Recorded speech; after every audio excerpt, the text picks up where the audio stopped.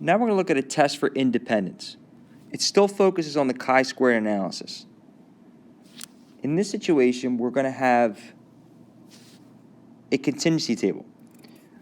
The rows are going to indicate one category, where the columns indicate something else. To figure out the expected values, because again, we're going to have the observed values, but how do we find out what is expected? Well, all you would do is find the total for a row, the total for a column, and then divide that by the total overall.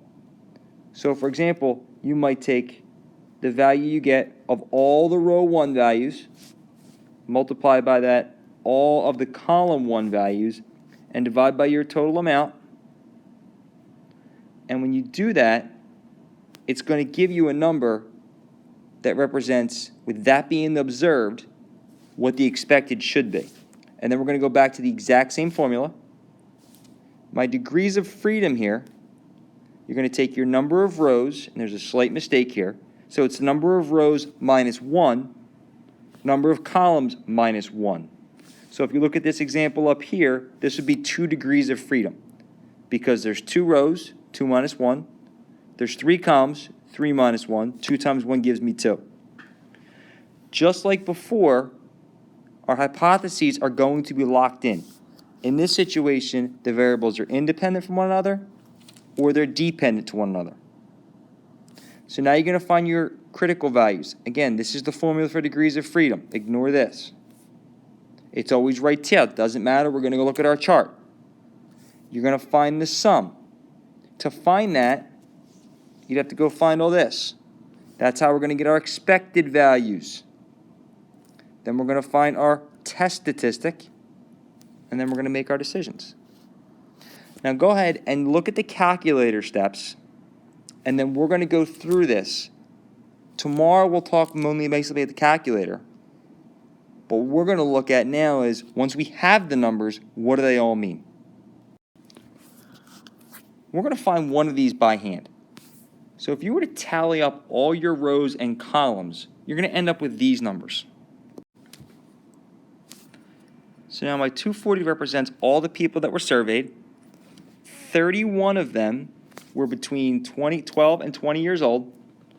51 of them preferred a documentary as opposed to a comedy mystery. For me to find the observed value here, all I have to do is take my 51, multiply it by my 31, and divide by my 240.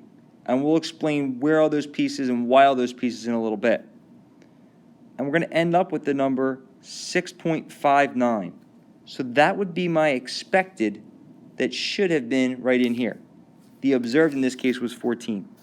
I am going to have you find a couple of these by hand, but like we said, if you took the information and plugged it into the calculator the way you should have, you already have a matrix, you already ran through the test, you're just going to get a chi-squared number that pops out, a test statistic that pops out.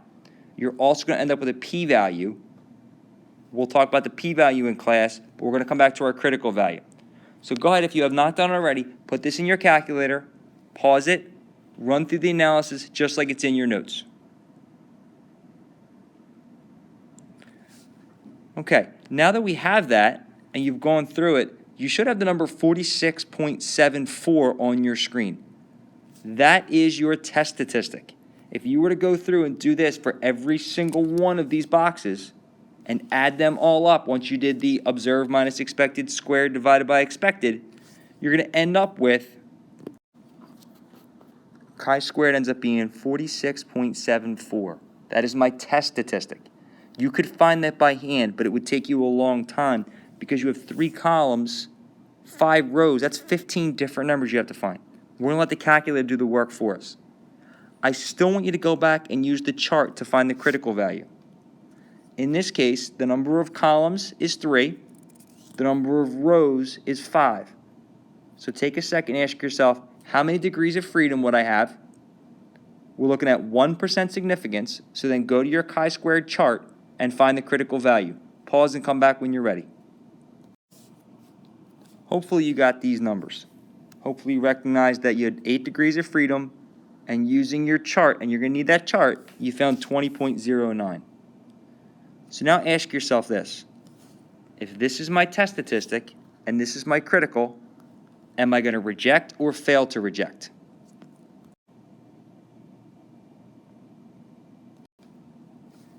We're going to reject our null hypothesis here because 46.74 is in my rejection region. So think back to my alternate and my null hypotheses.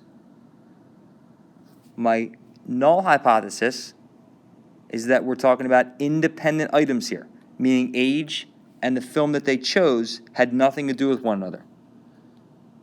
The alternate hypothesis says there is some kind of dependence here. Age does affect what movie they chose. In this case, we rejected the null hypothesis. So take a second, pause the video. What does that mean? Since we rejected the null hypothesis, the data we got from this study indicates that movie selection is dependent upon age. So kind of putting this in a nice, easy way to say it, depending how old a person is, influences what type of movie they prefer, a documentary, a comedy, or a mystery. Come in tomorrow with some questions so we can look more at this. Again, we will look more at the calculator.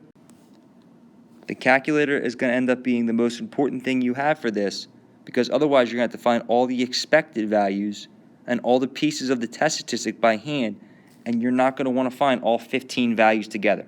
We're going to use the calculator to make our lives a lot easier because the analysis here is the most important thing.